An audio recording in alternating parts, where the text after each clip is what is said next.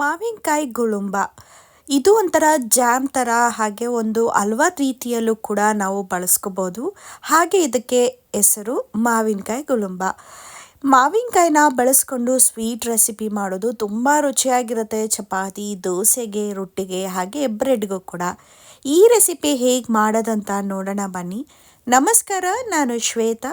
Welcome back to another sweet recipe.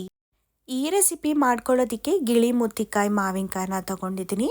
ನೀವು ಬೇಕಾದರೆ ಇದನ್ನಾದರೂ ತೊಗೋಬೋದು, ಅಥವಾ ಕಾಯಿ ಆಗಿರುವಂಥದ್ದು ಯಾವುದೇ ಮಾವಿನಕಾಯಿ ಆಗಿದ್ರೂ ಕೂಡ ತೊಗೋಬೋದು. ಇವಾಗ ನಾವು ಹಣ್ಣು ಮಾಡೋದಕ್ಕೆ ಇಡ್ತೀವಿ ನೋಡಿ, ಅಂಥ ಕಾಯಿನೂ ಕೂಡ ತೊಗೊಂಡು ನಾವು ಬಳಸ್ಕೋಬೋದು. ಹಾಗೆ ಈ ರೀತಿಯಾಗಿರೋದು ಏನಪ್ಪ ಅಂದರೆ, ಕಾಯಿಂದ ಕಾಯಿ ಒತ್ತಿ ಈ ರೀತಿ ಡಾಟ್ ಡಾಟಾಗಿ ಆಗಿದೆ ಅಷ್ಟೇ, ಬಟ್ ಆದರೆ ಸಿಪ್ಪೆ ಎರೆದಾಗ ಹೋಗ್ಬಿಡುತ್ತೆ.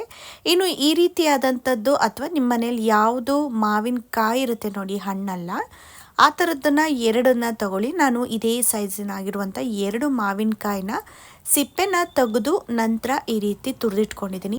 ತುರಿಯುವಾಗಲೂ ಕೂಡ ಚಿಕ್ಕ ಹೋಲಲ್ಲಿ ತುರಿದಾಗ ಸ್ವಲ್ಪ ಸ್ಮ್ಯಾಶ್ ಆದ ರೀತಿಯಲ್ಲಿರುತ್ತೆ. ನಾನು ಸ್ವಲ್ಪ ದಪ್ಪ ಹೋಲಿರುತ್ತೆ ನೋಡಿ, ಅಂಥದ್ರಲ್ಲಿ ತುರಿದಿಟ್ಕೊಂಡಿದ್ದೀನಿ. ಬಾಯಿಗೆ ಅಲ್ಲಲ್ಲೇ ಸ್ಲೈಸಸ್ ರೀತಿಯಲ್ಲಿ ಸಿಕ್ಕಿದ್ರೆ ತುಂಬಾ ಚೆನ್ನಾಗಿರುತ್ತೆ ಅಂತ ಹೇಳಿ ಈ ರೀತಿ ತುರಿದು ಸೈಡಿಗೆ ಎತ್ತಿಟ್ಕೋಬೇಕಾಗತ್ತೆ.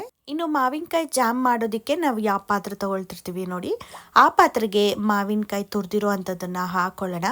ಹಾಗೆ ನಾನು ಬಟ್ಲಲ್ಲಿ ನಿಮಗೆ ತೋರಿಸಿದಂಥ ಉದ್ದೇಶ ಏನಪ್ಪ ಅಂದರೆ, ಮಾವಿನಕಾಯಿ ತುರಿದಾದ್ಮೇಲೆ ನಾವು ಎಷ್ಟು ಕ್ವಾಂಟಿಟಿಯಲ್ಲಿ ತೊಗೊಂಡಿರ್ತೀವಿ ನೋಡಿ, ಅದರಲ್ಲಿ 1/2 ಭಾಗದಷ್ಟು ಹಾಕಬೇಕು. ಅಂದರೆ 1 ಬಟ್ಲಾಗೋಷ್ಟು ನಾನು ಮಾವಿನ ತುರಿನ ತೊಗೊಂಡಿದ್ದೀನಿ ಅಂದರೆ 1/2 ಬಟ್ಲಾಗೋಷ್ಟು ಬೆಲ್ಲನ ತೊಗೊಳ್ಬೇಕಾಗತ್ತೆ.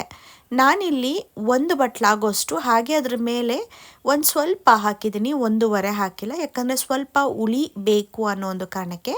ಹುಳಿ ಇರಬಾರ್ದು, ಕಂಪ್ಲೀಟಾಗಿ ಸಿಹಿ ಇರಬೇಕು ಅನ್ನೋದಾದರೆ 1/2 ಬಟ್ಲಷ್ಟು ಬೆಲ್ಲನ ತೊಗೋಬೇಕಾಗತ್ತೆ.